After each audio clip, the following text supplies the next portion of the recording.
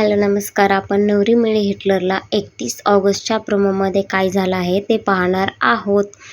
काल आपण असं पाहिलेलं आहे की लीला दहीहंडी फोडण्यासाठी गेलेली असते, कारण तिला साळुंकेचं कर्ज फेडायचं असतं आणि त्यासाठी तिला प्रमुख पाहुणेही माहीत झालेलं असते की ते एजे असतात, पण एजे तिला समजून घेतील या हिशोबाने तिने तो गेम खेळण्यासाठी तयार झालेली असते किंवा दहीहंडी फोडण्यासाठी. आणि खास करून तर रेवूसाठी, कारण रेवूला साळुंके खूप जास्त त्रास देत असतो म्हणून ती तयार झालेली असते.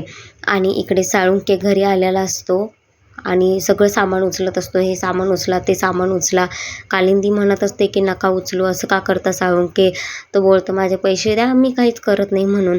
आणि मग रेवू, तिथं सगळेच बाबा पण असतात, सगळेच बोलत असतात की सामान नका उचलू साळुंके, आम्ही तुमचे पैसे फेडू, थोड्या वेळाने फेडू.